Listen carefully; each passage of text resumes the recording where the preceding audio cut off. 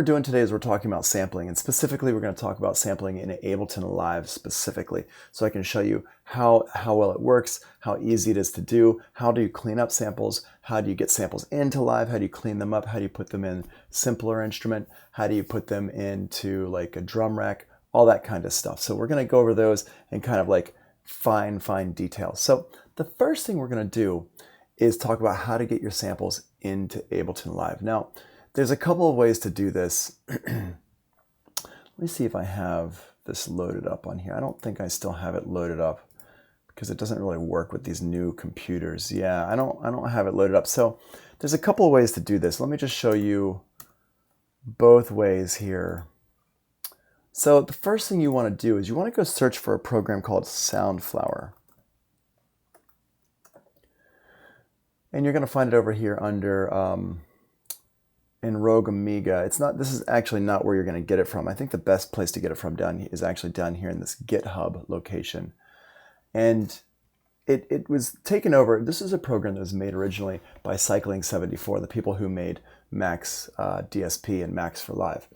And eventually they stopped using it. But what this does, stop making it, sorry. What Soundflower does is it creates a audio device on your computer. So your computer thinks that it's connected to this audio device, an audio interface. And so you can run sound into the audio interface internally inside your computer, and then you can pull that sound into another program. So your computer thinks that it's a piece of hardware that's connected to it. It's not a piece of hardware that's connected to it. It's just this piece of software that the computer sees as hardware and allows you to route audio into everything. So what we would want to do is click on the GitHub link for Soundflower. And in here, maybe click on the installer. And let's see here. How do we install this? Let's see. Yeah, so it says just looking for the signed Soundflower installer. That's all you want to do is just click on this link and you grab this. So it says the M1 chip-based Macs are not yet supported, so that's why I'm not using it. And also I have like a newer paid thing that I'm going to explain in just a second. But what you want to do is you want to install this here. You grab the download from right here, Soundflower, click on that. It's going to download it. And then this does show you some ways to get it going. I think I also have a video up about talking about using OBS and Twitch that also talks about how to get your Soundflower set up. And I'll put that link in this YouTube video and I'll get that going. I think you can just do a search for me on YouTube. Let's see here. YouTube.com. Let's see. OBS and Twitch. Make beats. New York. Let's see here. Streaming to Twitch with a Mac and OBS. Yeah, so this one right here will work pretty well. I'm not going to play it, but I think in here I probably do go into using Soundflower. Let's see. Yeah, so this one you can see here, it does actually talk about using Soundflower. So if you pull up this video here, it will run you through the steps. This is more about how to stream with OBS and your Mac computer, but it works the same way for getting samples into. So basically what you're going to do is you would set up your computer's operating system and the system preferences. And here you click on sound down here, and Soundflower would come up as an output, and you just select Soundflower here. And then you go into Ableton Live, and you go in here to the input, and you set up Soundflower as your input in here as well. So actually, I'm going to set this up for education setup right now. No, I'm going to set this up for... I think I could do education setup without it. It might cause feedback for us. Well, let's see what happens. I always use, I use a slightly different, here, maybe we can use this Pro Tools aggregate IO. Zoom audio. Let's see what happens with this, because I definitely do not want to start a feedback loop. That's gonna suck for us. So let's set it up a different way, or just see what we can do.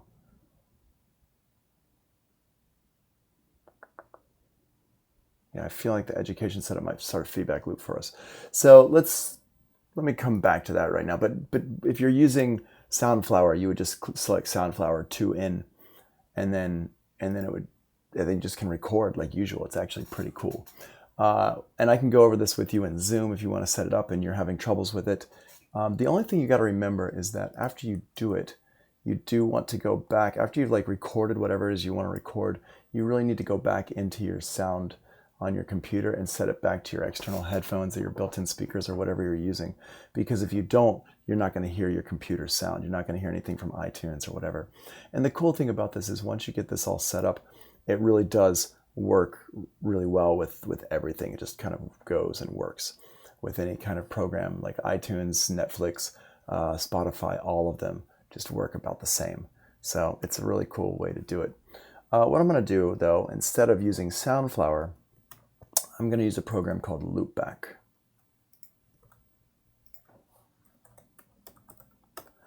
And this one is a much easier, we're going to go to Rogue, Amiga, Loopback. And this one here is a program that you can purchase. What does it cost? It costs $100. And then this allows you to basically route your audio from anywhere to anywhere within your computer, and it works really, really well. It's actually super, super cool the way this thing works. So we can take a look at this here right now, and we're going to set this up for going with my Ableton Live here. So I don't actually need to do anything with my sound here because I'm not using that Soundflower. So I'm going to go over here to my Loopback here and pull this up, and I'm going to use the option of pass through. I can never remember how it is I want to do this. I feel like Ableton Live is going to, mute when capturing. Let's see if that does anything. I'm going to go ahead and turn the audio down on the output here. So if it causes a feedback loop, it's not going to go to y'all. I'm just going to mute this output here and just make sure what's going on with this here. So I'm going to set this up, set up this. I'm going to take my headphones off here for a second.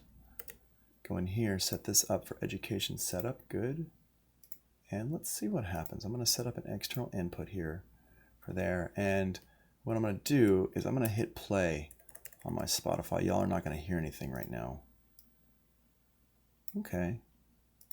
We should be getting audio here. Oh yeah, we are. Cool. Any feedback? No. Cool.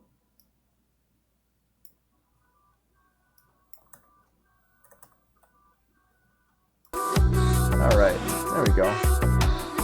Cool, so I'm going to record this in here. And let me just show you what actually, before I record that, let me show you what I've done here. So what I've done is I set up in Loopback. If you have Loopback, if you want to buy Loopback, and I'd say the Loopback, if you're doing a lot of sampling from stuff like Spotify or YouTube or Netflix or stuff like that, I think Loopback is actually very, very useful. So I would recommend buying it if you are doing a lot of sampling from your computer or even from like iTunes, places like that, because it does allow you to easily run things, software over to other software. So what I've got here is I've got a couple different setups here. I've got my Ableton only setup if I'm just doing Ableton Live stuff. I've got my education setup for all the Ableton Live, everything I'm using for teaching. So I've got here Ableton Live Suite, external microphone, a regular microphone, music from iTunes, which Apple Music is what they call it now, Pro Tools, Safari, Spotify, and then there's this pass-through one, which I'm not going to open up. And this basically allows me to take any program and route it into any other program So if I connect something into Loopback or to this thing called Education Setup, it's going to grab it from right here, channels 1 and 2. And then I can send it to any output. So if I wanted to hear it on my MacBook speakers and my external headphones, I can route it to multiple places at the same time. It works really well. It's actually very, very easy. You just select what program you want to record from and then where you want to hear it.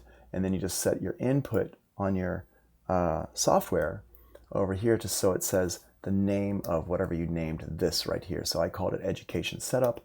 And so you just set that to Education Setup and then you're good to go. And Education Setup doesn't have any outputs or anything like that. Everything's just going into this right here. So it's not actually set up for anything. It's just gonna, it's like whatever. So that's how this Loopback software works. It might be a little bit confusing, but just kind of follow through those steps and it should work pretty well. Let me go ahead and rename this session. Let me go ahead and save this session. Ableton Teaching, and we'll call this one Ableton Sampling 21:05 a.m. Awesome. Okay, so now what we're going to do is I'm going to rename this track here, and we're going to name it the same name as that song, Red Roses, Peter Power, Red Roses.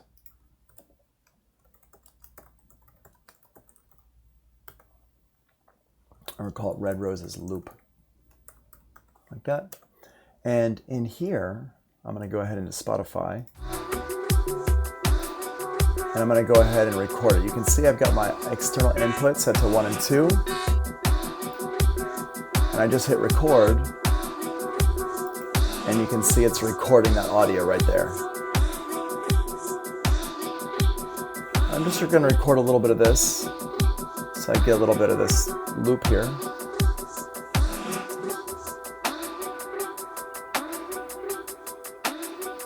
All right, so I got this part here. Cool. I'm gonna go ahead and stop that. Actually, let's record that little click talking sound there at the end. Cool. All right, it's a cool little sound there at the end. I'm gonna go ahead and stop this so it doesn't play more stuff. And now I've got over here all these different parts, okay?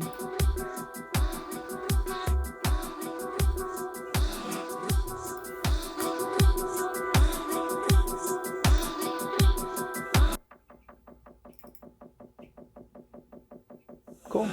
So what I'm going to do is I'm going to go ahead and now I'm going to warp this into a proper loop here. Okay, so I'm going to hit play.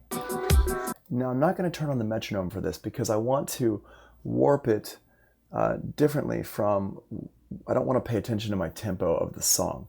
So this is a tricky part for people to really understand, is that when you're warping things in Ableton Live, when you're warping songs and stuff like that in Ableton Live, it doesn't really, like your main metronome here is not what you're warping to in the beginning. What you're warping to is actually your grid down here in your clip. So you're going to take your song and warp it into your grid down here. You're not going to take the song and warp it into the tempo up here. So think about the clip as like a little container, and that container has its own grid. And that grid, the song is going to match to that grid. And then that grid is going to match to your overall tempo of everything else, okay? So it's like layers of matching the grids. So the song here is going to link into the grid here. And then the overall clip is going to link into our tempo of our track itself, okay? So let's just see how that works. So I'm going to go ahead and hit play down here.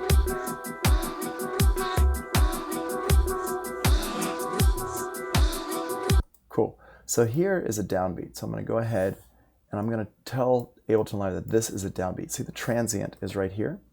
I'm going to right click on it. I'm going to select set 1 to 1 here. So I'm going to tell Ableton Live this is the downbeat of my loop. So I'm going to click on that, boom, and now my little start point goes right there. And also it renumbers things to say 1, okay? What I'm going to do at this point is I'm going to grab the start of my loop and drag it over. And I'm going to tell it, I'm going to make it a 2-bar loop. So I'm going to hit play. 3, 4, 1, 2, 3, 4, 1. So this right here is another downbeat here. That's the downbeat of my 3rd bar. So let's listen to that real quick one more time. 1, 2, 3, 4, 1, 2, 3, 4, 1. Okay, so that's the downbeat of my 3rd bar. Now you notice, even though I've got 2 warp markers in here, nothing has changed. It's all the exact same tempo because I haven't moved anything yet. So up to right now, everything is staying the same. So what I'm going to do is I'm going to go ahead and pull this over here like this to my bar 3. You notice how everything just squished in. And now when I hit play, it's going to sound very different. Okay, listen one more time. Super fast, okay? Well, I want that part to loop, so I'm going to change my loop length over here to a 2-bar loop. Boom, like that. And now I can hit play.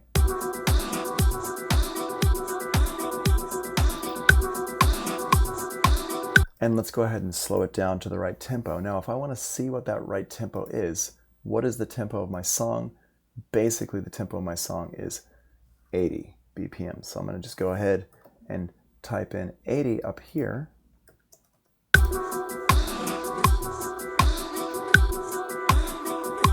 Cool. Change my warp mode to complex.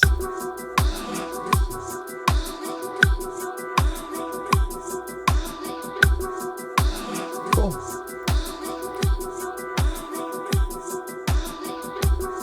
And that sounds pretty good there. Now what I can do is I can go back here. Let's listen to it again. Go back.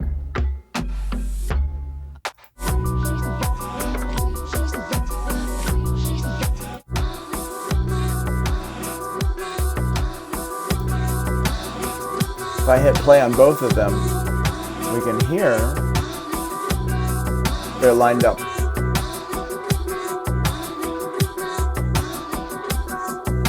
If I stop this one here,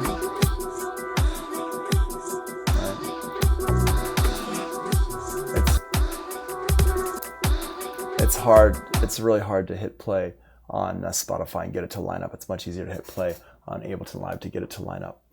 That's because Spotify is like streaming it online, and there's like a little bit of a delay when you hit play. So anyway, as you can hear, everything lines up. It's the same tempo. But the cool thing is now I can actually take this and speed it up or slow it down.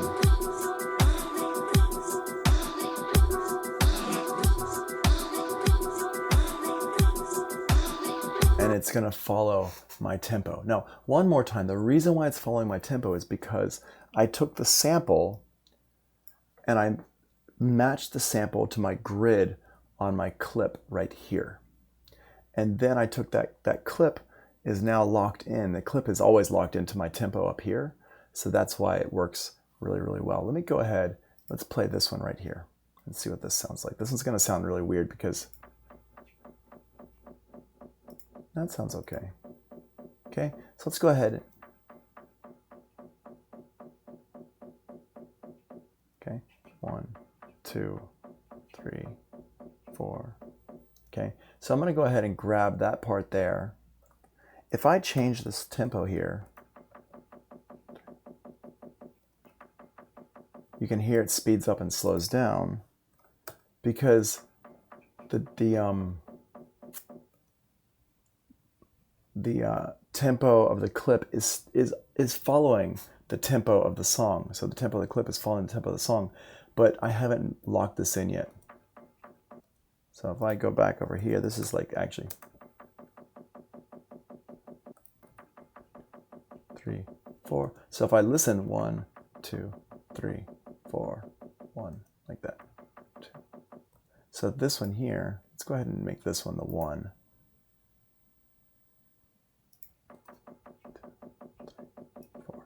1. Okay, and this one here is going to be the downbeat of bar 2. I'm just going to grab it and drag it over like that. And now I'm going to set up my loop. Set this to bar 1. Set this to a 1-bar loop. Cool. There's a little bit of a pop in the beginning. You can see, and this is like a weird thing that Ableton does. It's not great at grabbing, whoops, what happened? Let me put that back. It's not great at actually grabbing the downbeat, especially of things that are soft like this. So I'm going to go ahead and tell it that's the downbeat, not this other one here. Boom. Move this over. Just readjust my length here. There we go, much better. And this one actually here probably should be like that. I'm going to drag that over to move. There we go.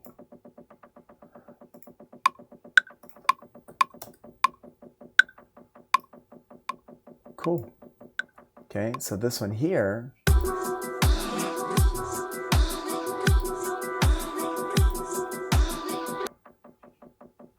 cool. And so I can use that as a sample for my track. Okay, and I could use this here as a sample as well. Now, once I've got this set up, see how I did all this, but if we hit play over here, listen to what happens. It's super slow, and that's like the reason why it's like that is because Ableton Live, when I move this marker here, it doesn't actually move the stuff to the left. It only moves the stuff to the right. So you see how everything on the left is condensing and stretching and squeezing, but everything on the right is just moving, but it's not stretching and squeezing. See that? How that works there, right? Well, the reason why it's doing that is because Ableton Live has this functionality, what I call telescoping. And I think that's actually maybe the official name. But what happens if I want to go ahead and make everything over here follow this new tempo, I just go ahead and remove my warp marker here. So watch this. If I double click it, everything over here is going to condense to the left here. Watch. Boom. Okay. Now the reason why it did that is because there's no other warp marker over here. If there had been another warp marker over here somewhere, it wouldn't have stretched like that. It would have just, everything would have kind of gone in a weird direction. So in order for you to use telescoping correctly, you really have to make sure that there is no other warp marker over here to the right. But now, because of that, what I can do is I can go ahead and make a copy of this, and I can move my loop over, and I'm just going to make it to a 1-bar loop instead of a 2-bar loop. And let's listen to this. Cool.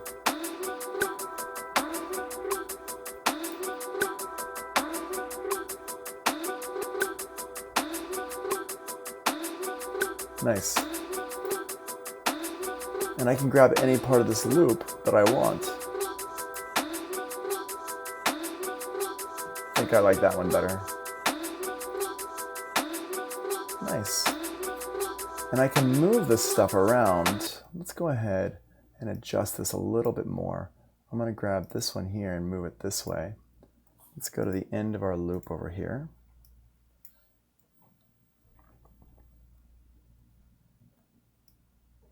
That. I can go over here, I can move, whoops, why are you, oh, I'm using the wrong key. There we go. I'm going to grab this one and move it this way a little bit. Just make sure we're still good. Nice. So you still have to go in here and do some housekeeping with stuff. You know, what I was doing right here was I was moving this over, and probably what I would do is actually move it like this. Put that warp marker, move it around. You really have to kind of keep on top of Ableton Live, unfortunately. With Pro Tools, the transients are a little bit more on top of things than in Ableton Live. Let's go ahead and grab this from here. Move that over a little bit more like that. Yeah. Ableton Live's transients are a little bit, like, they're not perfect. They're okay, but you kind of have to move things around. Another thing that I want to point out here is that you'll notice that my loop is a little bit off. See how this starts right here? Let me go ahead and put a 1 here. And over here, this one is like a little bit long. And you'll notice over here on the left-hand side that the length has a red number. You do not want these red numbers. These red numbers are bad news. So what I'm going to do is I'm just going to click on this 2 right here and hit 2, and I'm going to hit enter. And now the red number goes away.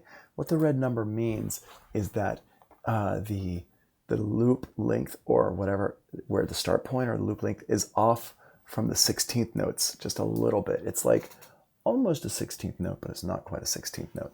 And so whenever you see red numbers like that, it means your loops are a little bit off, and you want to go ahead and fix that up, because otherwise your loop will drift. Let me go ahead and put this here. Now I want you to notice what I just did. Let me go ahead and stop it from playing. Okay. So here's this. Now, when I hit play, listen to that snare drum thing, the side stick. 1, I'm going to hit play, 3, 4. Hear how it starts on the 1? Now watch what happens when I move this over here. 2, 3, 4.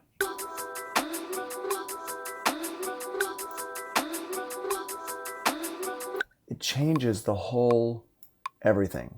Everything changes because I've moved the start point. I can move the start point back over here. 4, 1, 2, like that. Or I can move the start point over here. 4, 1, 3, 4. To change that rhythm up quite a bit. Okay, so that rhythm will change up a lot based on wherever I put the start point right here. Okay, so this is something really cool that basically I want to point this out because it enables you to work with your loops and change the rhythms of your loops, even if you're not doing any editing to the loops themselves. Okay, so I've got this in here. Let's go ahead and that one right here. Okay, cool. Now if I want this sample here to be a little bit louder, I go over here to my gain and I turn this up, and I'll make the sample louder. Now, one thing you don't have to worry about is you do not have to worry about noise if you're sampling from your computer, if you're sampling from Spotify or from Spotify or Apple Music or something like that, because it's all digital. It's not going into the outside world. It's staying in the digital domain, and so there won't be any noise being added into the signal from analog, like dirty wires or like just noisy equipment or anything like that. The only noise you're gonna have to worry about is any noise that is already in the recording. So if you're recording off of YouTube and it's like somebody like was recording from a record player or recording from a cassette player or something like that, there's gonna be noise in there. If it's from like Netflix or like Amazon Prime or something like that, some movie that you're sampling from, then you're gonna have noise from the background of the movie. So you want to be aware of that. But if it's like a song that doesn't have any noise in it, if it's a song that's made digitally and it's just like the sounds of the song, then you're not going to have any noise added in. The computer and the software is not going to add noise into your recording. Cool. Okay, so I got that there. Let's go ahead and grab, let's find a drum loop that we can use. Let's just go over to YouTube, and let's call this one live drum recording. Let's go to YouTube and let's find a video or something of somebody playing some drums here. Let's go in here. Let's open up Safari again, go to youtube.com, and let's find one that says drum groove. And let's just see what we can find in here. I'm going to go ahead and turn the signal down.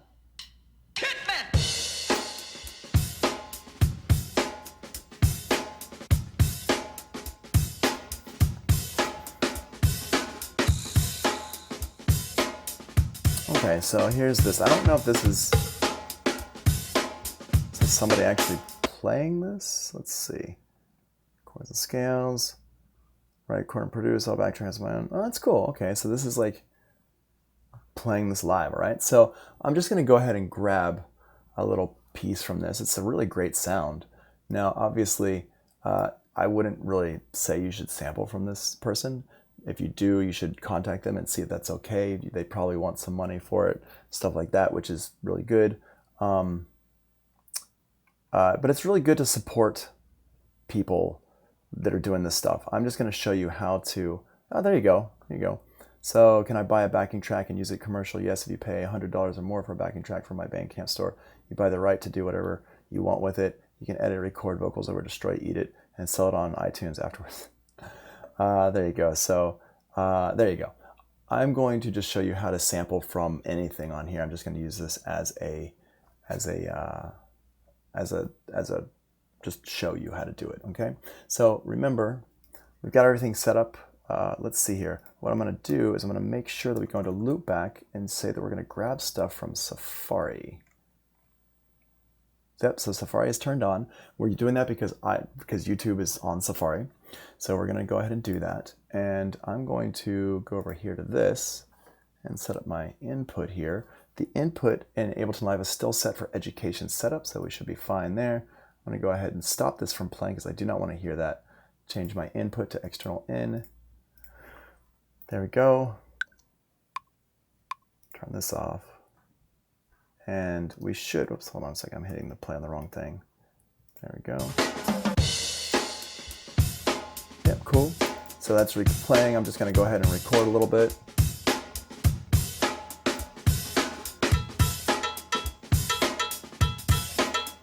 Okay, cool.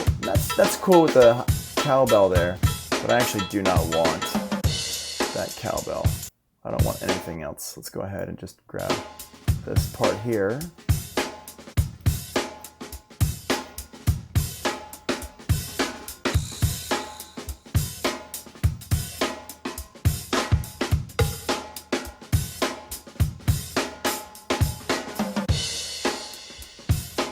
Cool.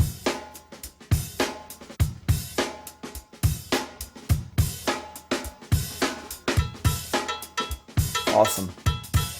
Okay, that sounds great. It's a nice recording. If we go ahead over here and listen to it.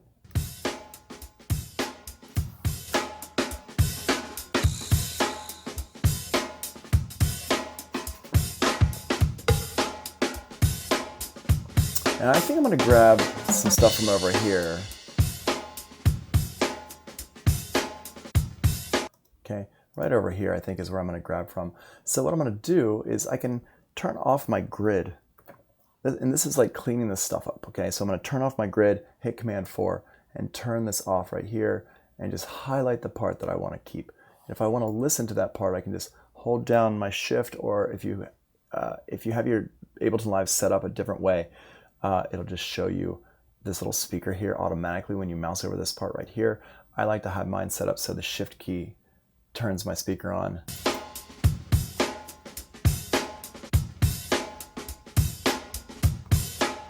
Cool, all right, so I'm gonna grab that part there. I'm gonna hit Command L to loop that part right there. Now when I hit Command L, it's gonna loop this part, but this loop is not really set up correctly yet.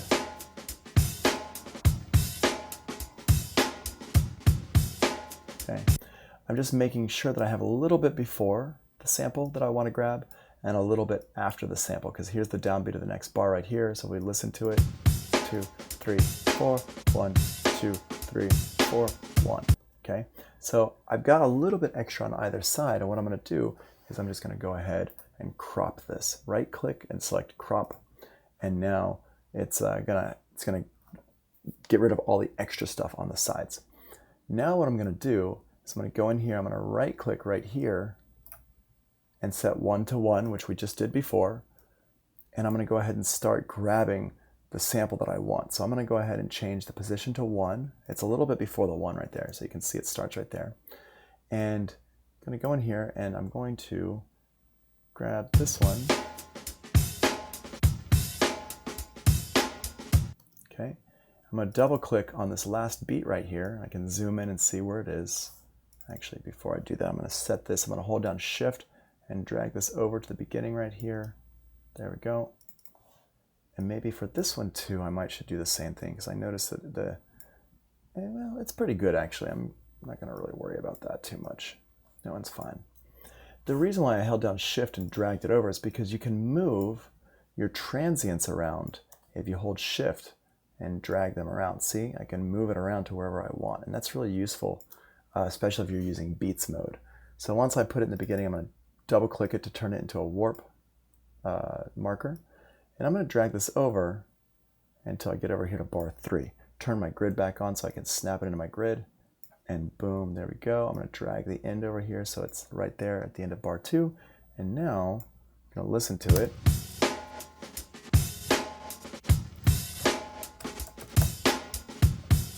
Cool, just change my tempo. Now, you might be wondering, how did I set my tempo correctly? Well, I did it because I looked down here, and this segment BPM told me that my tempo is 104.59, so I just changed it to 105. Change this up here to 105. And that will set it so it's the right tempo. But I can actually slow this down and speed it up however I want.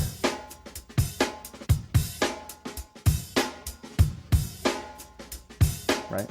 You can hear as I get, if I go really slow, it's going to start to really change what this sounds like. Right? But if I go faster, it doesn't sound so bad actually. We can go to take it up to like a drum and bass tempo.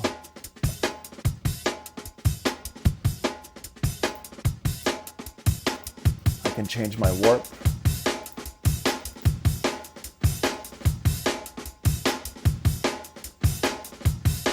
Like that. So change it to Beats mode, turn off the looping, and then I just want to go through and just make sure all these are set correctly. Yep, they are. I can actually scroll through to different ones using my Option and arrow keys, and I can see all of them. I don't love it that Ableton Live puts it at the very end over here. I wish it kind of kept it in the middle, but whatever, there's not a whole lot I can do about that.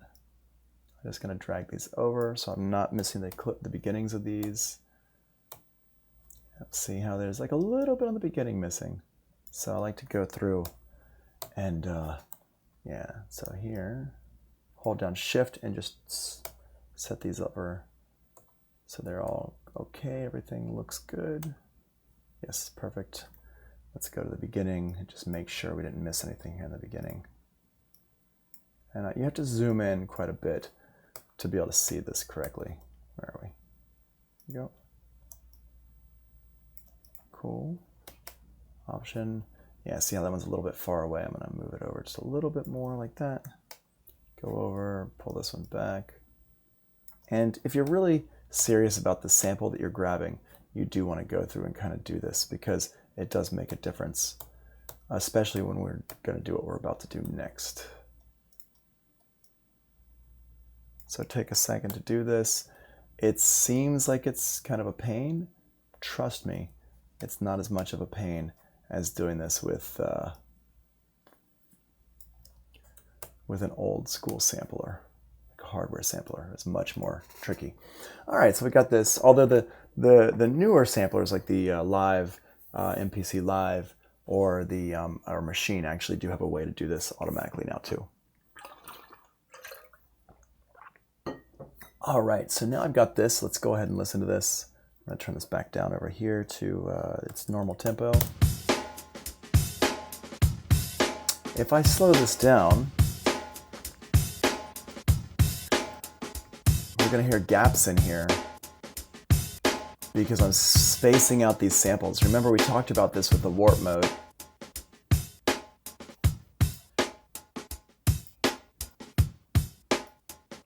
And I can turn down my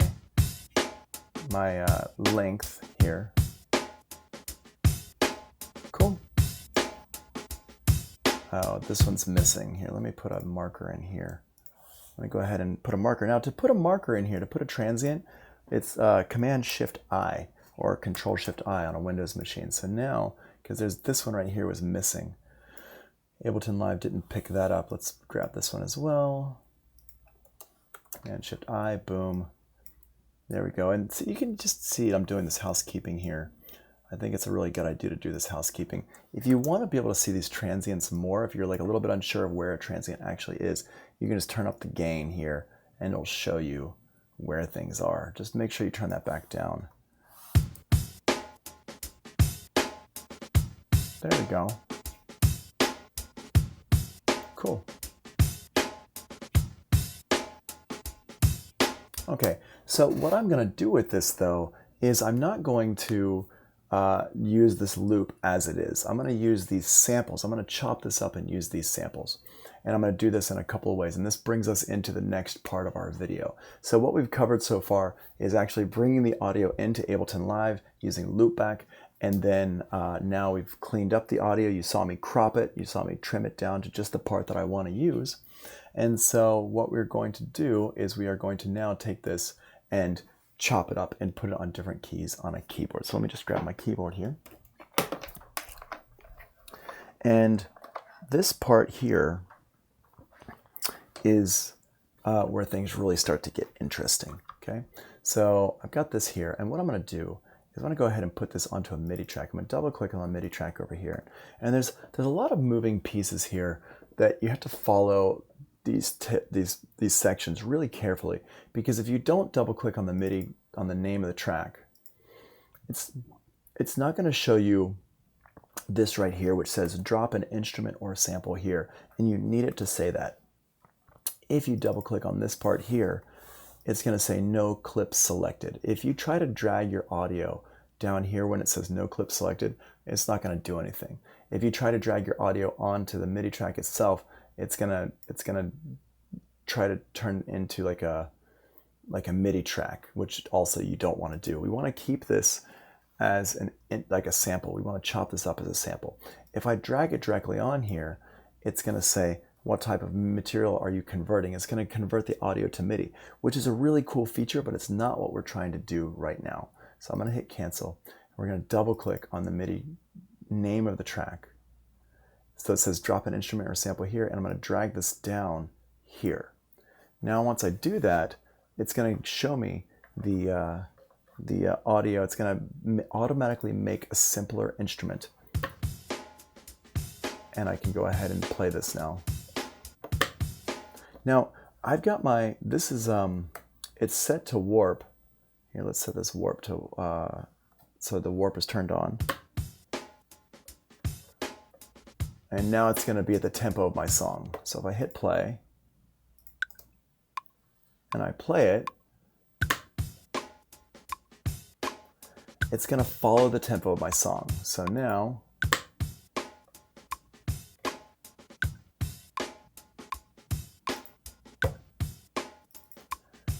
there we go.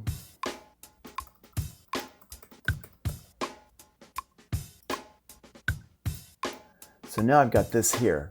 Now here's the cool thing with Simpler is that because it's warped, I can actually change the pitch of my drum beat now. So if I go up a little bit here, I can actually change that pitch. Because I took the time to set up all my transients and everything in the loop over here, it's gonna sound pretty cool actually.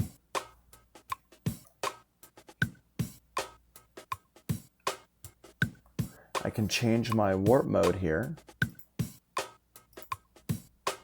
to complex.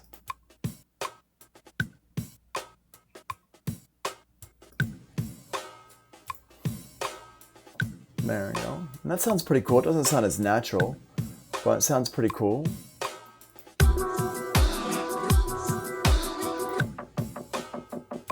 And I've got these other loops that I pulled in earlier that I can now use.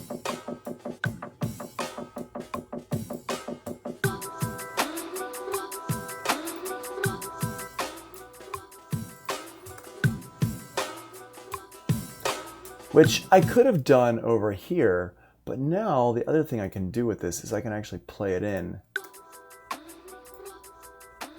a little bit differently. So now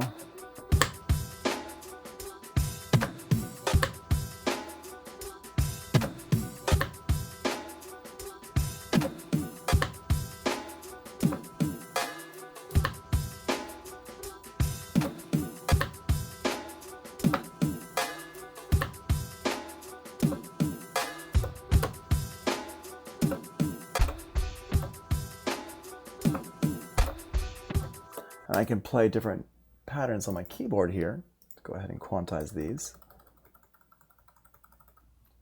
And drag this over here like this, and now let's grab from this one right here.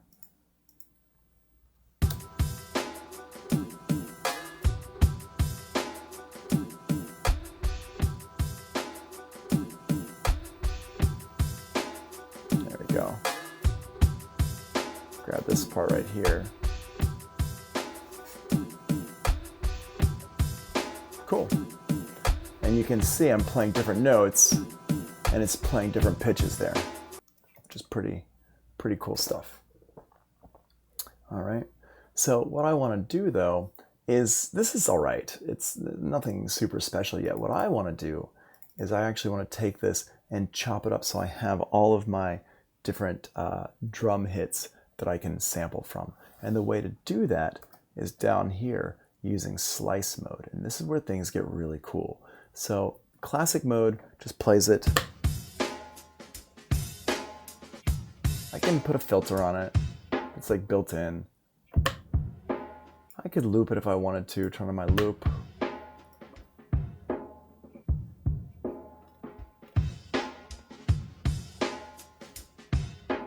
And that's okay. It works all right. But if you're going to just do that, you might as well just keep it in here, in this view here, because you don't have to go through the step of sticking into a simpler instrument. You just play it as a loop from here.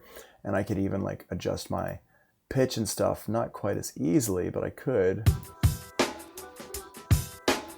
If I want to change my pitch,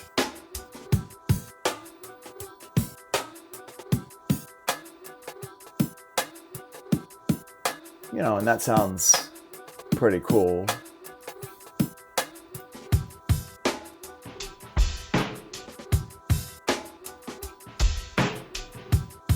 And if you wanted to, you could even draw in your transposition, all that stuff. So what I'm saying basically is that there's not really a need to, here, let's go ahead and just show you that. There's not really a need to, if you're just working with the loop itself, then whatever, just keep it here like this. Let's move this over just a little bit. Yeah. Cool.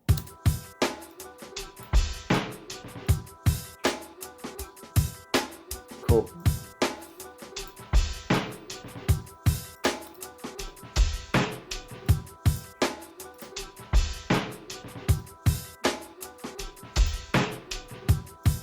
I'm just dragging these over a little bit just to make it, nice and so. If I want to do something like that with it, I can just do it right here in the loop, which is what I would do. I wouldn't actually bring it into simpler at all. But let's go ahead and grab these individual hits instead. So I'm going to go over here. Let me just delete these MIDI parts. Double click on this, and I'm going to go down here to slice. Change this to slice mode. And now it's going to slice up my sample according to all those transients I took the time to put in. So now, if I want it to play, I have to hit the keys on my keyboard.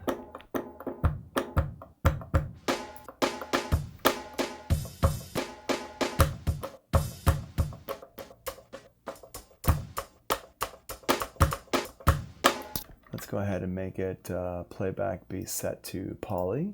There we go.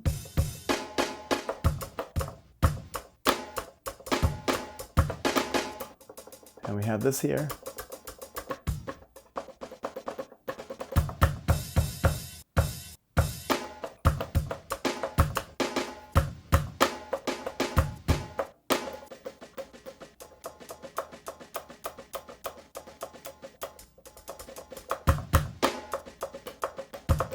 And we can play that stuff in. So what I can do is I can grab all this here. Let's hit go. Let's plug this in. There's my snare. There's my snare. 3, 4.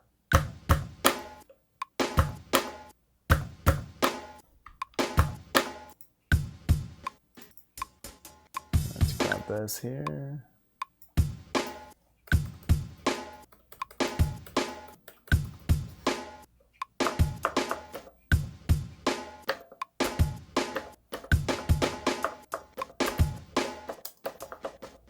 Okay, cool. So let's go ahead and put in some of these ghost notes. I'm going to go ahead and crop this down. Crop that, boom. Put this in 30-second mode. Oops. There we go. Unfold this. And it's just going to, different notes are going to be on different keys here. So I can go ahead and listen here.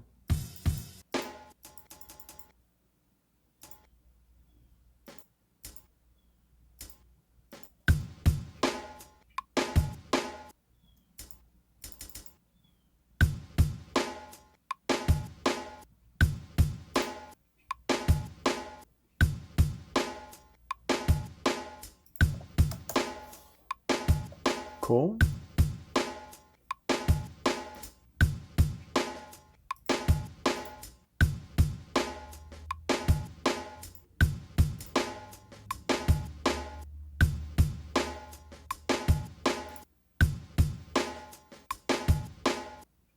Awesome.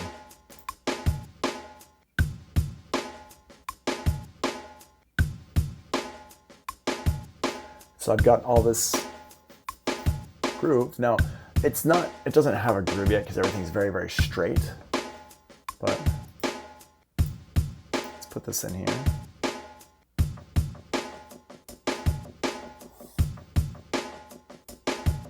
Awesome. Cool. And we can go ahead and click in this groove here. And we've taken these samples, we're just going to make them into, go here.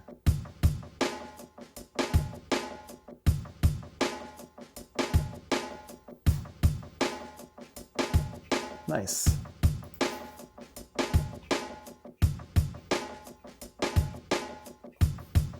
Cool. That sounds pretty good there. We can go over here. Let's go ahead and crop this.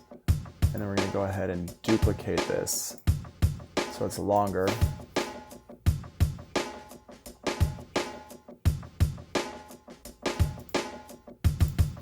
And then, yeah, that one there.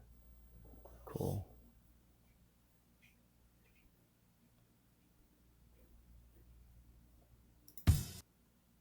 Cool.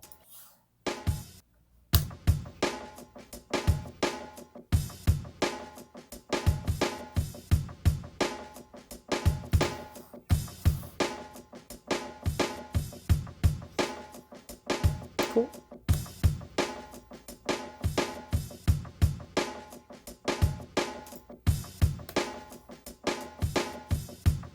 Nice. Find a different hi-hat. Yeah, let's use that one there. And so you can just go through and you can change these up. There you go.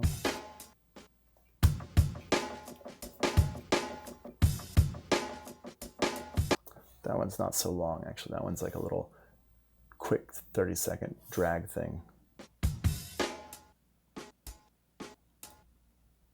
Let's grab that. There you go. And we can use these here.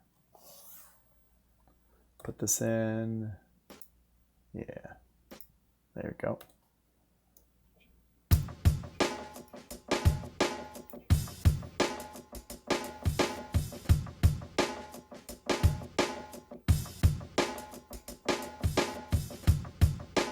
Let's listen to that here. I want to hear these guys without this one.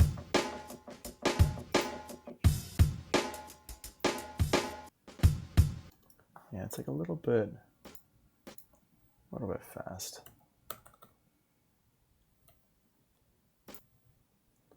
Let's see, let's do triplets on the 16ths. So hit Command 3. There we go, like that. That's fine.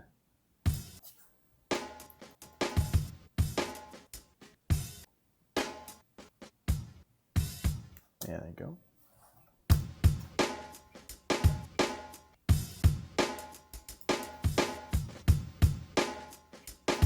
Cool.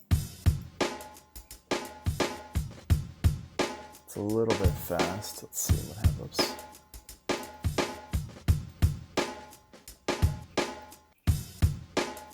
You just kind of dial this in until it works.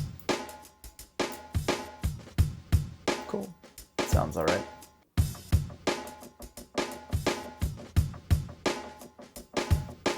Awesome. And we've got this little drum kit thing going on here.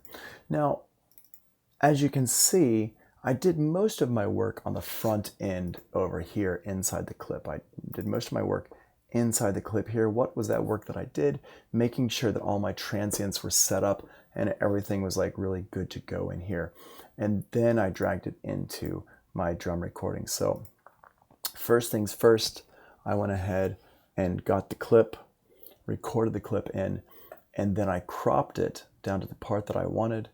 And then over here, made sure all my transients were set up correctly, and then drag that into this part over here, into my simpler, and then put it into slice mode right here. Now, once it's in here, if I wanted to, I can go ahead and use my controls here to control my transpose.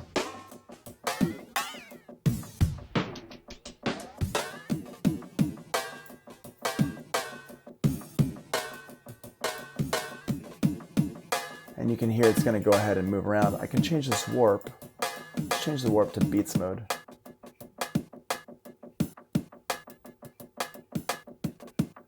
Which sounds pretty cool. You can hear it's very different.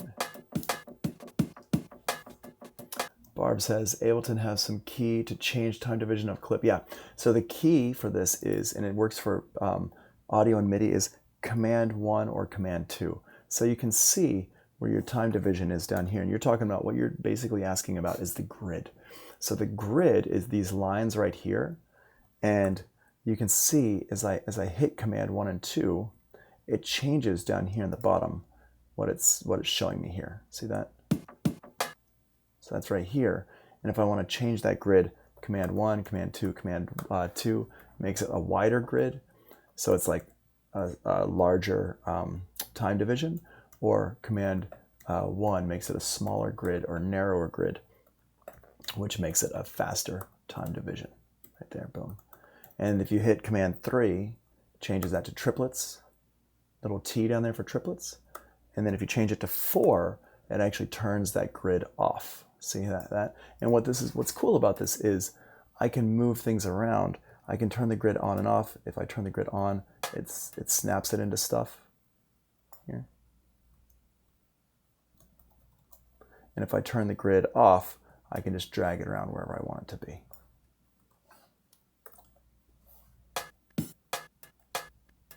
Yep, like that.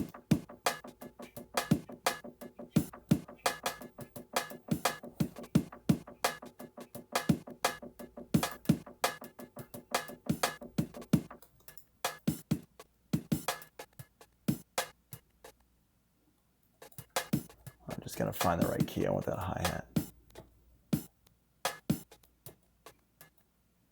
Guess that one right there.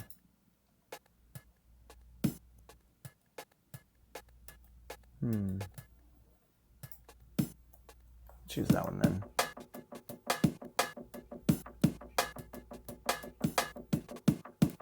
Yeah, cool. Yeah, so I can turn that grid on and off. Now, also one more thing, since we're here talking about this stuff, if I wanted to turn the grid off like momentarily, like in Pro Tools, I refer to this as temporary slip mode. If I want to turn the grid off momentarily, what I do is I'm grabbing something here and I move it. If I hold down my Command key or the Control key on a Windows machine, I can move it left and right. Now, slip it off that grid, so I can just move things around a little bit. If also what I can do is if I hold down Command and I use my arrow keys, it'll move it over like a little bit. I can just nudge it over. So it's like this cool nudge feature, which I really use it a lot.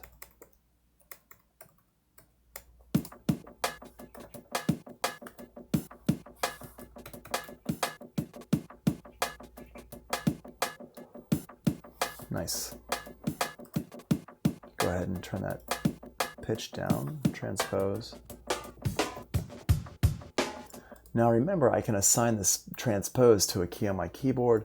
The easiest thing would be to group this, put it in a group, and assign it to this macro here. So I'm going to go over here, I'm going to right click on the transpose, assign it to macro 1. There we go. And now that macro 1 should be, there we go. Now I can change it just using the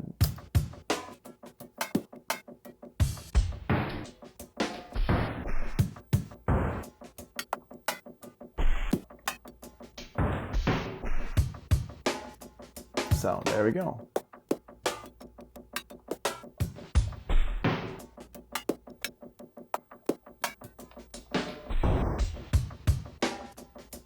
Awesome.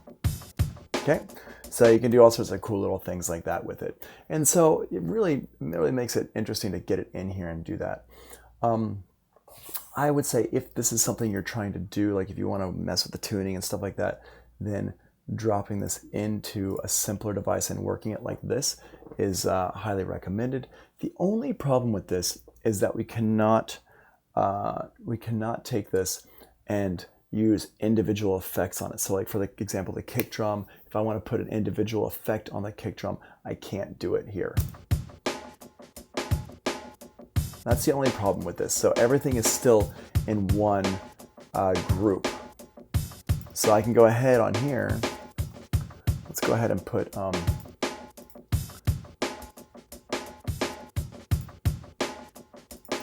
a glue compressor on here.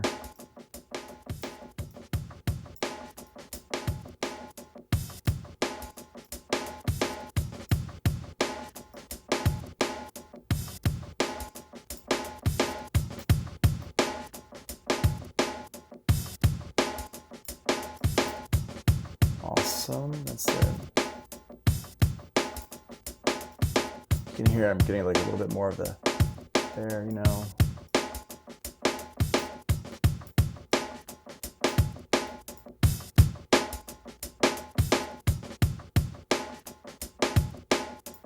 Pull that over like that a little bit, and let's get some saturation going on with it as well. I mean, it's already got saturation on it. He's got a really good sound on this.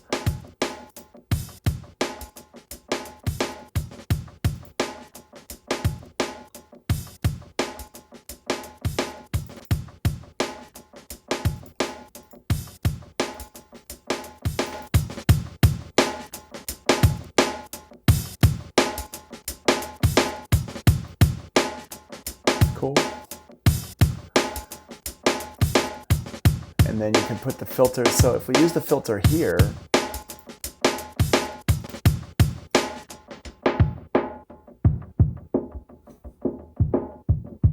you can hear like that, or you can turn this filter off and use the filter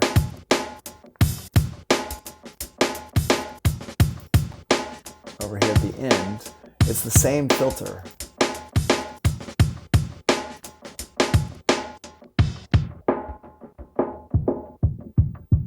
But it gives it a slightly different sound if we use it before or after all these other effects here. And I think in this case, it sounds a little bit better here at the end.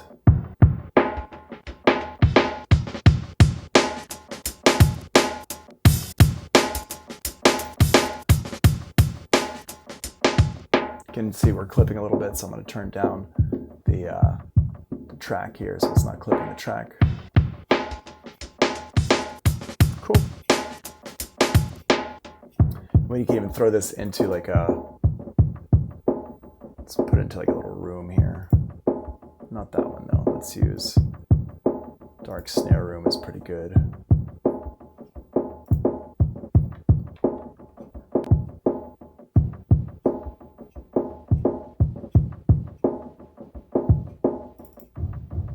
Whoops. Change that up here. There we go, that's better.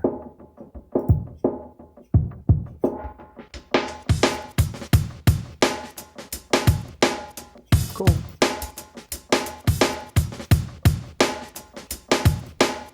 Now the problem we're running into is that these loops are a different groove. So we got this groove here. This one here is set to this groove, hip hop roots down 16ths, which is a nice kind of funky groove. Let's go ahead and apply that to this one here and see what that does. Yeah, much better.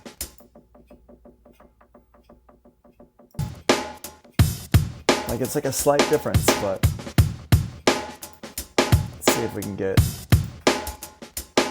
different groove going on here.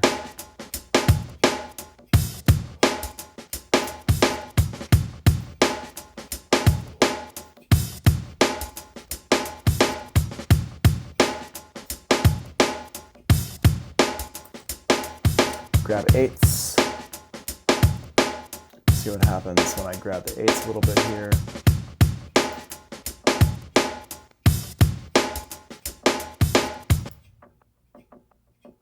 Huh. That's like pretty different there.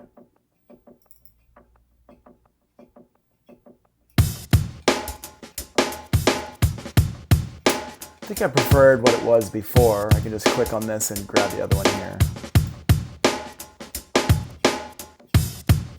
And you can see all my grooves that I brought in are right over here in this groove pool, so I can select any kind of groove for the clips that I want here with this groove pool here. And what I did to grab this was I just went over here to my groove right here, clicked on this, and it pulls up my grooves here on the right hand side. If I want 16ths, you can type in 16ths. If you want like eighth notes, you could type in eighth, and then just apply them and see what you like. So here, let's check this out. So I go through this one here.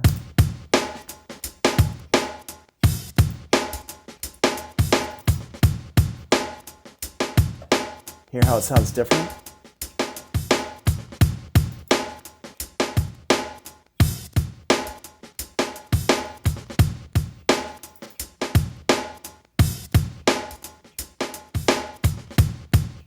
Right, it's going to change this stuff up.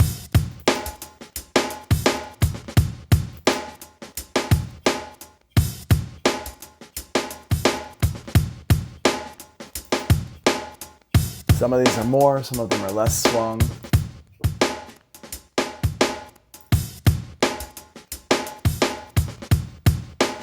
Okay, I still like this roots down one here. So I can just change it to right here.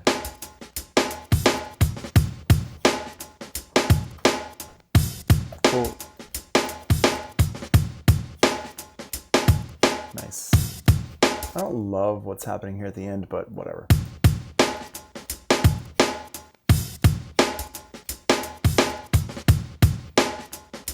Move this over a little bit. It's kind of, man, it's grabbing that one too much. So what I can do is I can commit this in. At least you used to be able to commit. Yeah, that's what this button here is, probably commit. So let's just make sure that's the commit button. Yep, commit. So commit, what it does is it's gonna attach the groove to this over here. So what I'm gonna do is I'm gonna hit the commit button here and watch what happens.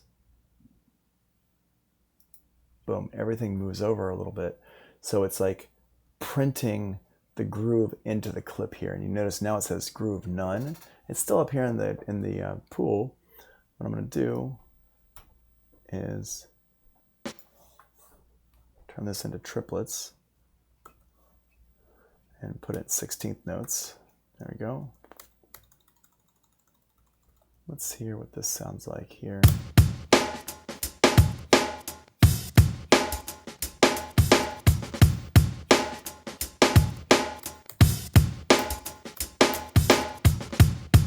Yeah, there we go. Okay. Cool. I think that's a little bit better. Sounds a little bit closer. Nice.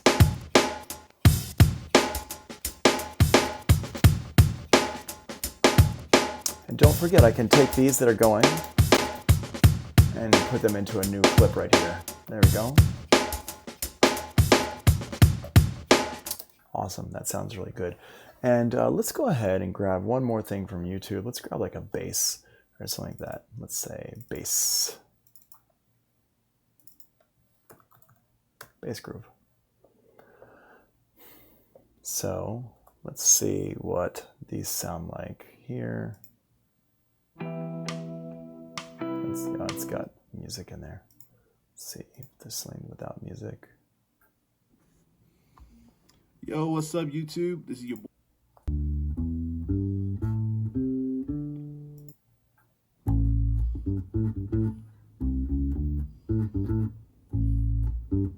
Cool. That is funky. So let's grab that there and go in here to set this up. Audio track. Let's call this one bass groove record. That. My inputs, set these up. External 1 and 2. Hit play on this over here. Let's see what's going on. Right here. So I guess it's really 3 positions. So cool. All right. So first groove. It's gonna be 2 grooves. First one's gonna be.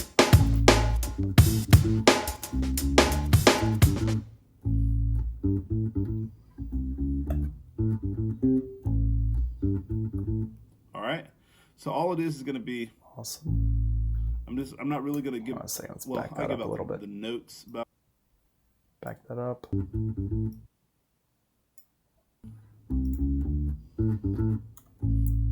Make sure I'm recording. I'm just dialing it in, so I'm recording all that he's playing here. Right here. So I guess it's really 3 positions. So there we go. All right. So first groove. This is gonna be 2 grooves. First one's gonna be.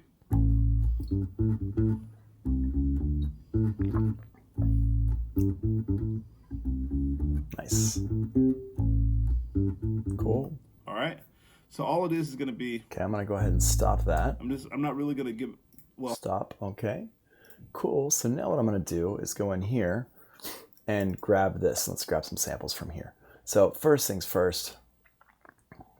I want to grab a little bit of him talking too, which we can lay that out and do some cool stuff with it. So I'm going to go in here and cut this down to the parts that I want. So I know a couple things I want. I want the bass groove, and I want some of him talking. So we're going to call the first one here. The first one is bass groove. That's fine. I'm going to hold down Option, drag it down, and grab this and call him talking samples. I can make this a little bit bigger like this if I want to. And now in here, I'm going to find the part where it's actually talking about the bass groove. So I'm going to go down here and hit Command 4. So I turn off my loop, turn off my grid. Right here, let's hit play on this.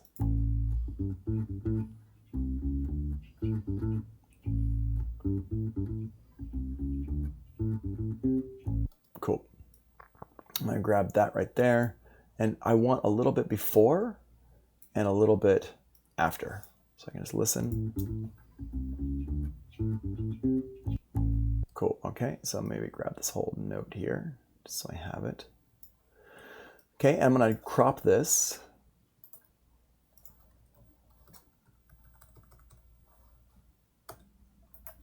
Crop it. Boom, get rid of all that extra stuff. Awesome.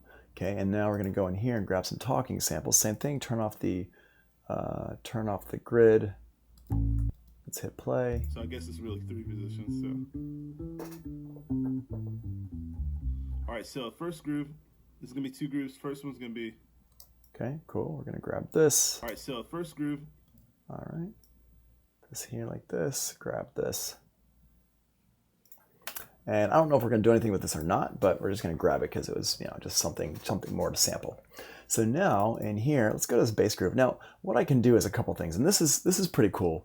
What I'm about to show you now.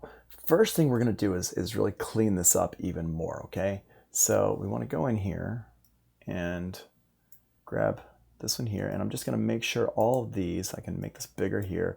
I can even turn up the gain so I can see stuff better. And just make sure that these are right on the money here like this. I got that there. I'm going to use my Option click to go to the next one. Let's go ahead and hit play. Okay. Now I don't need this little bump right here, so I'm going to go ahead and delete the transient from that. Anything you want to have as a separate sample, you're going to keep the transient. Anything you don't want to have as a separate sample, you're going to get rid of the transient, okay? I don't want that little clip right there, right? I don't want that. I don't want that as a separate sample. I just want that to be part of the thing. And I'm just going to go ahead and grab this, all these little things here. I'm holding down Shift, and moving each one. If I don't want one like this, I just delete it, and I'm just scrolling. I hold down Shift and scroll to move over to the right. And if you're good at this, you can see what's going on here. Let's see what this is.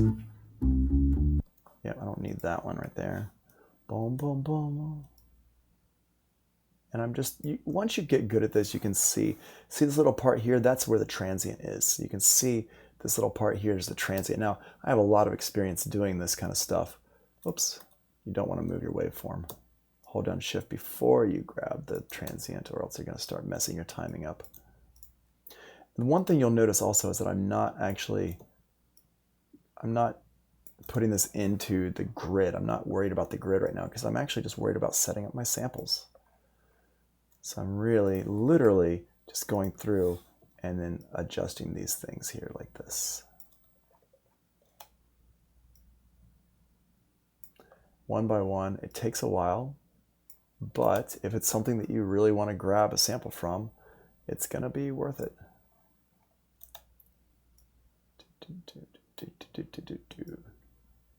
Okay, let's see. Boop, boop, boop. Okay, cool. And I am going to go ahead and attach this to the grid here in a little bit. But once I do, all this work that I'm doing will not be undone. I'm just literally just telling it to, I'm just improving Ableton Live's transient detection is all I'm just doing right now. Unfortunately, the transient detection with Ableton Live is okay. It's not great. Pro Tools' transient detection is a little bit better. It's not the worst in the world, but it's obviously, you can see it's all like they're all a little bit off. So that's a little bit annoying. So you just have to go through. Okay, cool. So I got this. Let me put one more right here. There we go. Here at the end. All right. So now everything's in there perfectly. Let's go ahead and put one-to-one here. One-to-one. Set my grid. Set my start point right here.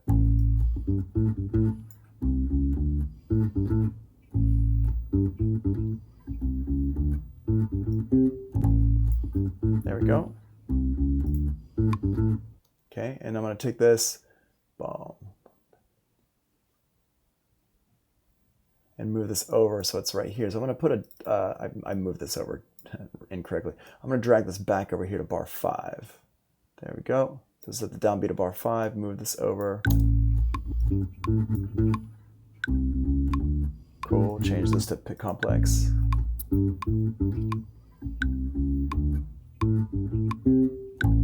Cool.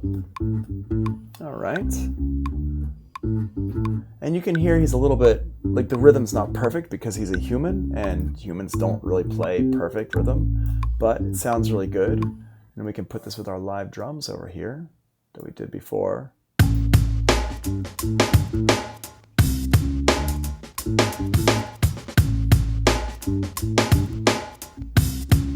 Cool. I'm going to lock this one in right here, move this over here. I'm just going to make some adjustments here because we want to keep this as like this. And I'm going to go ahead and beef up the sound a little bit. Let's run it like a really quick way to kind of beef up sounds is just run it through Guitar Rig.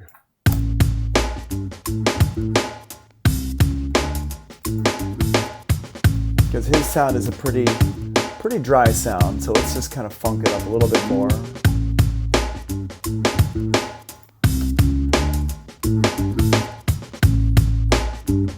So I'm going to go over here to my audio effects, plugins, Guitar Rig.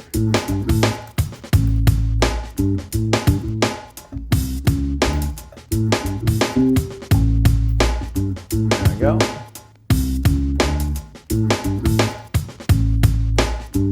Right? Yeah. Once you get good at this stuff, it's not that it's hard, it's just time consuming. I actually don't do a lot of sampling like this usually. I go and find my own sounds. I have people play stuff and I might sample that. But I do know how to do this. I've done it a lot. in the past, and like for like various projects and stuff like that. Usually, like I've never actually gone and sampled like a bass like this or a drum like this from YouTube, like for like one of my own compositions, but you can do it. This is what you this is how you do it. So one thing I'm going to put on here though with guitar rig, make sure that you always put on here a limiter after guitar rig, because it can get weird, and change it to -5 or 10 or something like that. Now let's go in here. Let's go to input sources, bass. There we go. Dirty Studio Bass. Double click on this and you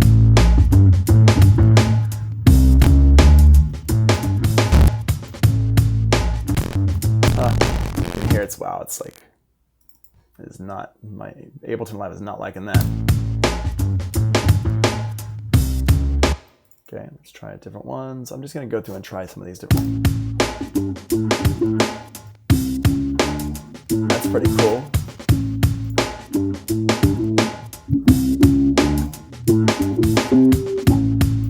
That's cool. All right, let's do Sub Bass King, see what that sounds like.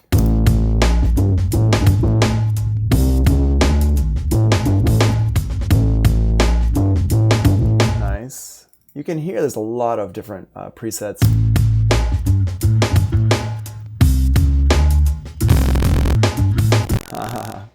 That's funny. Try this one here. I'm just going through it. Just seeing what these sound like here.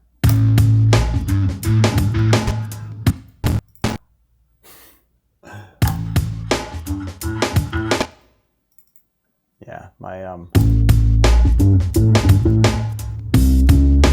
I like this one. All right, cool. So we're gonna keep that one in there. And what I'm gonna do here with the groove is we're going to take this and apply this hip hop groove to it, so it just fits.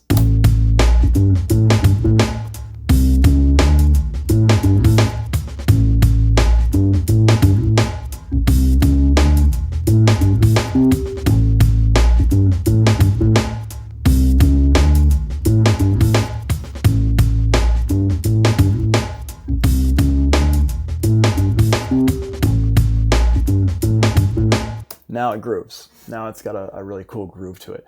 And let's grab these talking samples and throw these things in. Now what I'm going to do with these is, let's go over here. Let's hit stop on these. I'm just going to see what I can grab from this here. And let's do this a slightly different way. All right, so first groove is going to be, all right, so first groove is going to be 2 grooves. First one's going to be, okay, cool. So let's put this on a different track, because right now it's going through that that crazy. All right, so first groove is going to be 2 grooves. First one's going to be, okay, first groove. All right, so first groove. Okay, I'm going to here's what I'm going to do with this. This is an interesting way to do this. I'm going to just go ahead and put a warp marker right here, right there, and... All right, so first groove is going to be 2 grooves. First 2 grooves. All right, so first groove is going to be 2 grooves. First one's going to be... Okay, I'm going to put a warp marker right here. So I've got a couple warp markers here. I'm going to get rid of this first warp marker here. And I got 1, 2, 3, and 4. And the reason, let's put one right here as well. The reason why I'm putting these warp markers in here is to set where Ableton Live is going to slice my sample. What I'm going to do now is we're going to slice the sample up according to these warp markers. So I'm going to have a sample here, a sample here, a sample here, here, and here. And this is going to take it and put it on different drum pads on my drum rack. Okay, check this out, watch. Here's what I do. I set my warp markers up where I want it to slice the sample. And I go in here and I right click and I go to slice to new MIDI track. When I do that, it pulls up this dialog here and says, how do you want to do it? Well, I just set up my warp markers. We could also do by transient. We can also do by the bar. We could do by 8th notes, 16th notes. I usually do transient or warp marker, up to you how you want to do it. Let's do warp marker because I literally just put my warp markers in. Slicing preset built in is fine. Preserve warp timing, on, off, whatever. Let's turn that off. I'm going to hit OK. And now I got these samples here, and get on the right octave. Turn off the loop. First groove is gonna be two grooves. And what I'm going to do is I'm just going to go in here. I'm going to grab.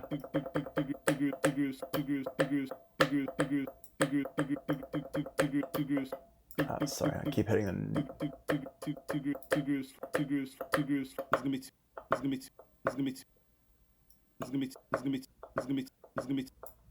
And it's a little bit on top of things. And he's talking fast.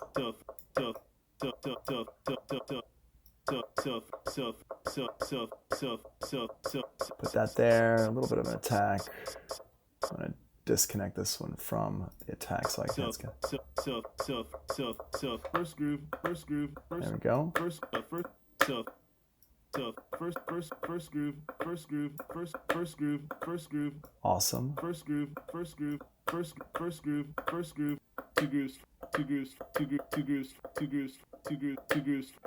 Nice. If I want to slow it down, I can change the pitch.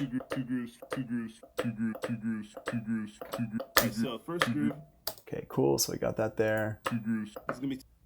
First groove. Got that there. Let's go over here. First groove.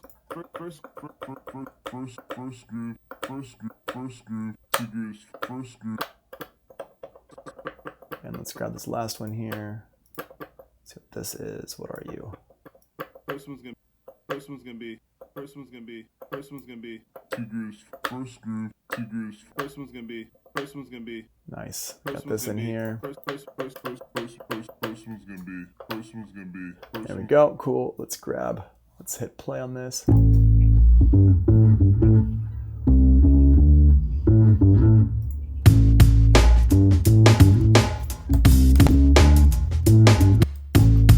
Awesome. Cool. Grab this. Let's put that there. Don't need that anymore. Now let's find some effects to put this through actually as well. I do not have, let's see, let's use this thing I got from Waves. It's pretty cool. I haven't used it very much yet, so I'm not like really an expert with it, but it looked cool. So I was like, yeah, let me grab that and maybe eventually I'll use it at some point. It is the Ovox mono stereo, this Ovox thing. And I think it could make some really cool sounds for our vocals here. And you can go in here and let's do some.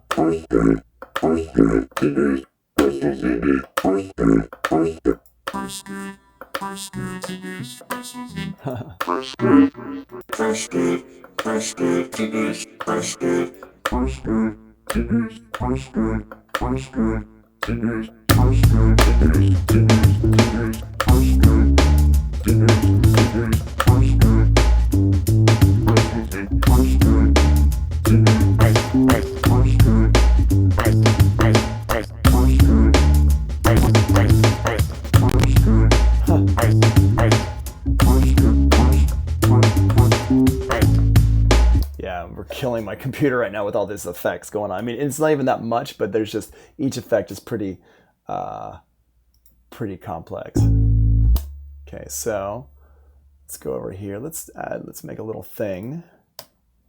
Let's see here, let's add in some more things like this. Let's go over here, let's pull this one up to duplicate that so it's in everywhere here. So we don't really need this last one because it's all the same stuff. Yeah, whatever, I'll leave it in there. So, cool. So what I'm gonna do is I'm gonna go back here, make sure we're not looping anything. I'm gonna just go ahead and play this in. So it's like a,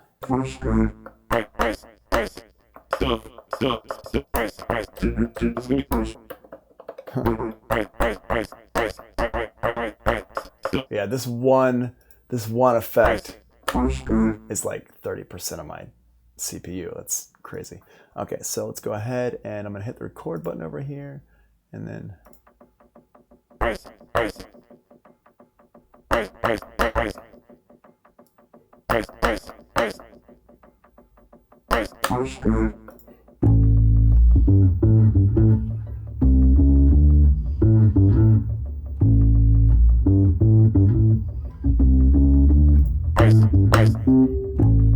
wrong one here. There we go.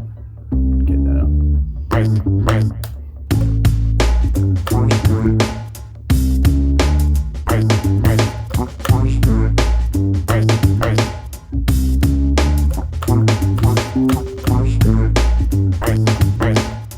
And I'm recording stuff in.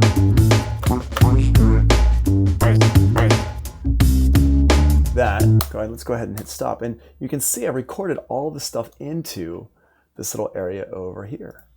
So I'm going to go ahead and hit this, and let's just cut this down a little bit because there's like too much of stuff happening, and I don't think I need all of that. Command-Shift-Delete gets rid of all your extra stuff. And we got this in here. Let's go ahead and get rid of all this first couple bars here.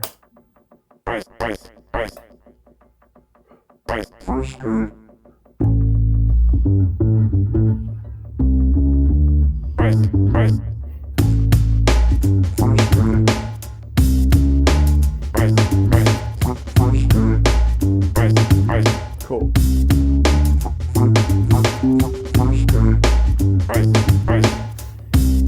Nice. There we go. Cool. We just made a little thing. I'm going to go ahead and get rid of this one as well. I'm going to pull this back a little bit like this. There we go.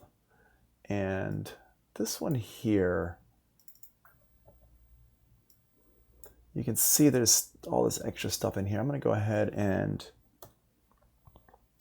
let's grab this part and just copy and paste it over to here as well. So we have that. There we go.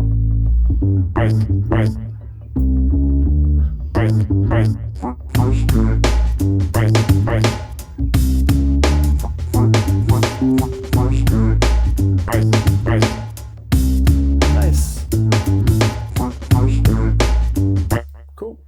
And this is our drums come in right there. How many bars is that? 5 bars. Oop. Yeah, here's where we want the loop to be. So I'm just going to chop these up here. Get rid of all that so we don't need all that there. Cool. And this is how you can, I mean, there's a lot of cool stuff you can do here. So hopefully y'all kind of were able to follow along with that. Let me just do one more thing here and show you. Let's grab one more thing. And I want to show you one more way because I did this slice to new MIDI track here. I want to just do that one more time. So what I'm going to do is I'm going to record something else. Let's record some, let's see, let me keep that. Actually, let me do this. Let me move that over. So we have, wait, so this is this. So make sure I keep all these so I can loop. Nope, not that one. This one. Just want to make sure I can link to these later. And then this one here, let's go back to, yeah, there we go, there's that. So now let's go in here to YouTube again. And let's grab some percussion. Groove street, let's grab a street, body percussion groove. Let's see what that sounds like. Interesting. I don't want that though. Let's grab street. And show you like what you can even do just from like the street.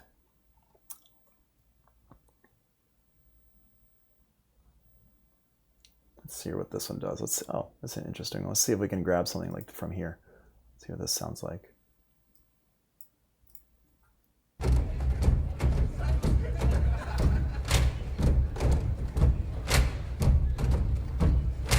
Cool. So I'm going to go ahead and stop everything.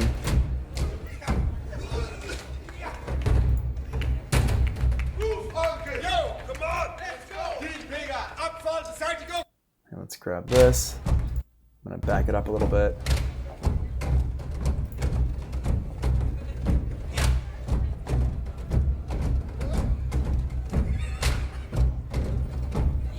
Cool.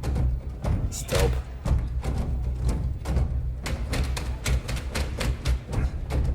All right. Okay, I'm gonna stop this right there. Okay, cool. So this looks like it's probably record it. It sounds like it's recorded with like a decent microphone, not just from their phone. But whatever, let's go ahead and, I mean, recording stuff from your phone works as well. I'm just going to go in here and go ahead and link this up, and we're going to slice this onto different tracks here. So let's go ahead and just get this warped up real quick. And you'll notice that I always clean this stuff up before I do things with it, because really we need to do that with this.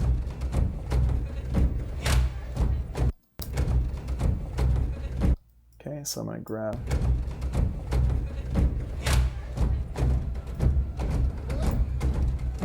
Okay, cool. So I'm going to grab from right here. That looks like it's pretty good.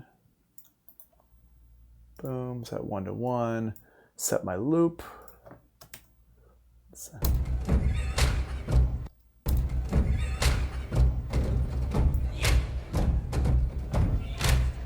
I like this little bit right here.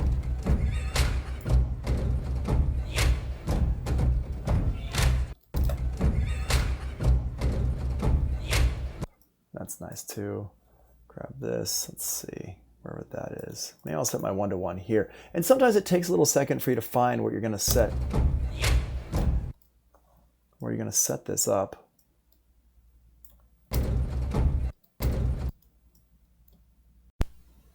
Okay. Siri, get out of here, Siri. Oh, I must have hit something, some kind of key command that like launched Siri. Siri, I never use you on the computer. You calm down. All right, so over here like this, boom. Oh, 1.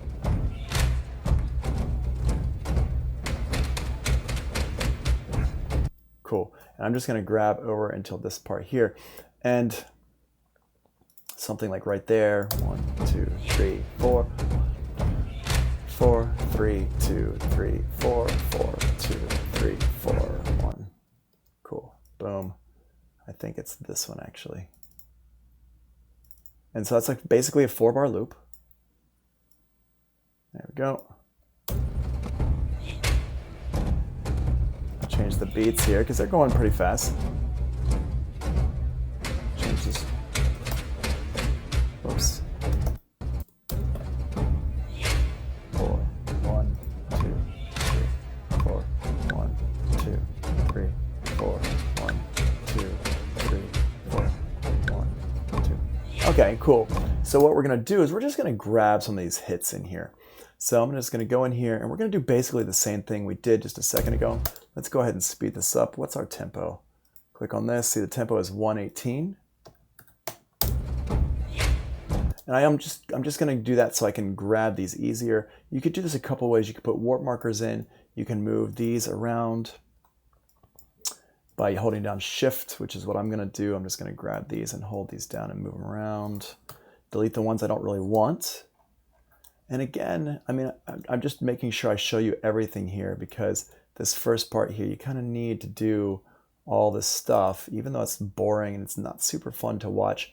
It's really, really, really, really useful for you to see this stuff a few times. So I'm just going to go through and delete all these, and just the big hits I'm just going to grab. And we can still find useful things in here. Now, it's going to be a little bit weird sounding because of all that street noise, but we can probably grab some of the street noise as well and stick that in there. Or you can put your own noise in there. But it's always good, when you're recording stuff, it's always good to just kind of have some of the room sound in there. So if you need to kind of recreate stuff or whatever, you can put that room sound in later on. What I'm doing is I'm just holding down my Shift key and dragging these over. And see, I'm just moving around in here and just making sure these are all like where the transients are. And if you see what I'm doing here, you can see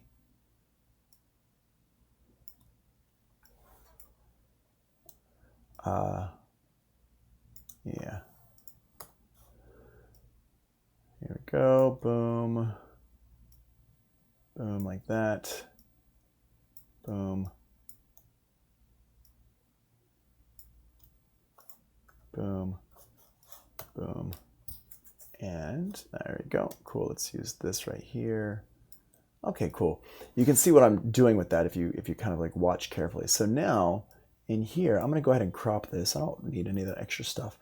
So I'm going to crop it down. I'm going to right click on this. I'm going to go slice to new MIDI track. And what it's going to do is we're going to go by the transient markers this time, because I was using the transient markers to where I want to put my slices. And preserve warp timing, yes. And hit go. And now it's sliced it into these tracks. Turn down my loop length. There's always like a little bit of a weird thing here in the beginning, especially with this first one here. I'm gonna make sure I grab that over.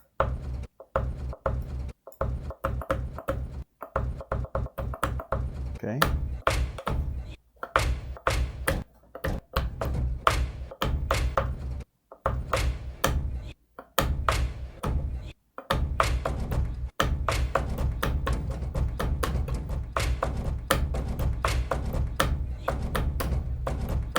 Okay, we're going to take this and slow this down back to our 86 or whatever it was. Okay.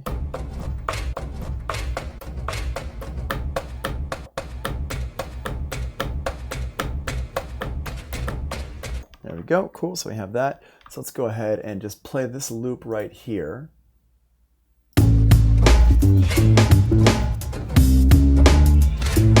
Let's go ahead here. Boom. What are we recording here? There we go. Okay, so now let's go ahead in here and hit the record button here. Where's my sounds? Right over here. Here's my sounds. Here's my sounds.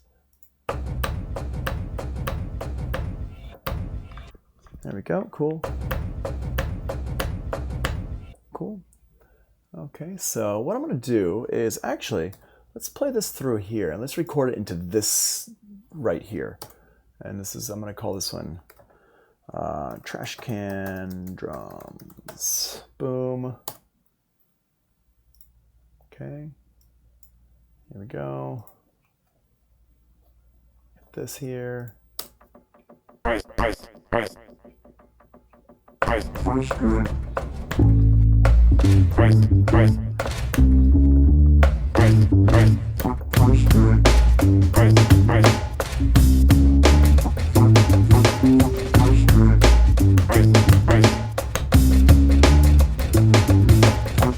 You know, something like that, and we can grab little loops from there or whatever. I'm going to go ahead and put this in. I'm going to quantize this stuff up and then give it the same groove that the other stuff has here. So now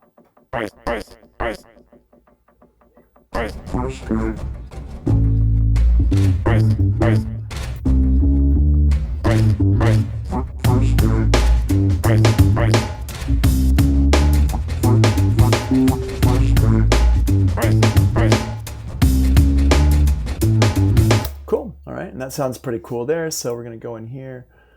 Boom. Yeah, cool. I'm going to grab that, drag this over here. Boom.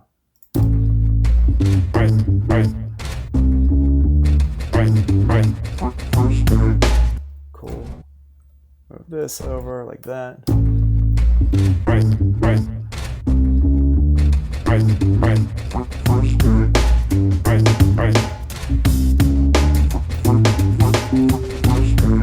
Cool. Click on this here, make sure I'm getting all these start points.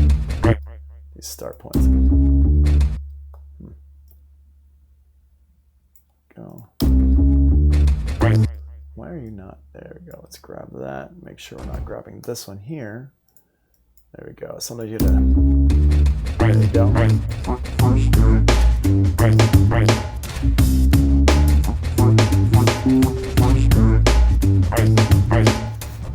Yeah, I kind of like this one better. So we'll just use that there. Boom. Duplicate that over. Cool. And you're just grabbing the stuff that you want here. And I can even turn this into this whole first part here. I'm going to join that together. Command J to join.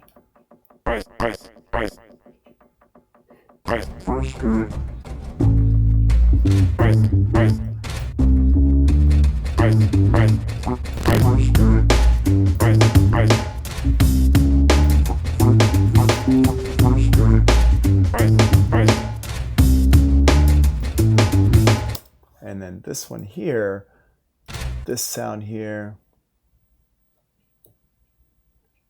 yeah, move that right over here. Get rid of these two, boom. I'm just gonna take this and, just finessing it a little bit.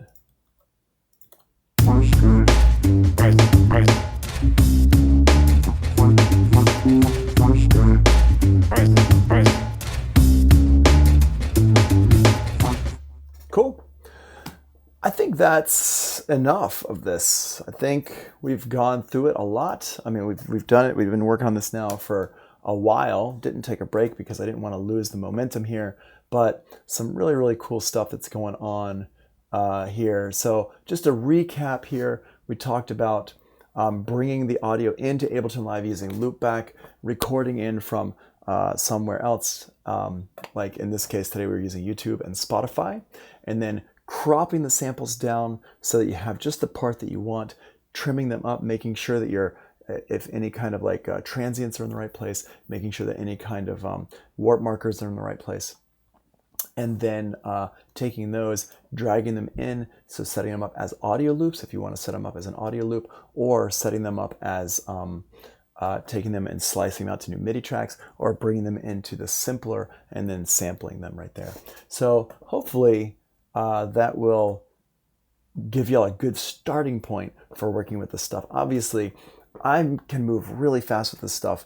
I'm sure it looks really, really easy when I do it, but the fact is that I've spent a lot of time doing this and practicing this, and that's really what you need to do now. Is you need to go out and you need to practice this stuff and make sure that you're working with it as you need to and getting the most out of this that you can, and that's just really on you at this point. So what we're going to do is we are going to go ahead in my class. We're going to move over to Zoom. I hope y'all have gotten a lot out of this. I hope like Barb and Satori, if you're still here, that you got some good stuff out of this. Y'all were surprisingly quiet today, but yeah, Decree, I know you can talk to me about that in Zoom. It's better over there. Yeah, so that's what's up. I'm going to go ahead and stop this recording and put this up, and yeah,